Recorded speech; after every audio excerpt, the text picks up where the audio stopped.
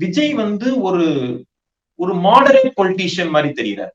He is not வந்து ஒரு strong politician, strong வேர்ட்ஸை use பண்ணக்கூடிய பொலிட்டீஷியன் கிடையாது. அவர் வந்து ஒரு மிதவாதி.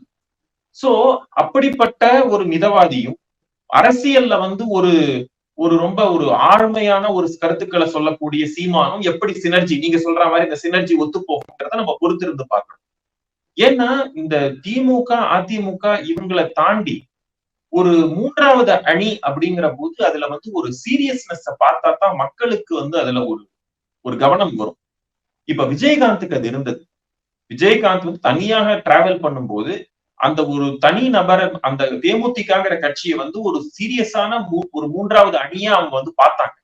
சோ அதுக்கு வெற்றியும் கிடைத்தது. ஒரு 10% போல டச் பண்ணாரு. இதே மாதிரி பாத்தீங்கன்னா மூப்பனார் தனியாக இருந்திருந்தால் நிலைமை வேறு. பட் அவர் திமுகவோட டிராவல் பண்ணி பார்த்தாரு. ஒரு தடவை வந்து தனியா நின்று பார்த்தாரு.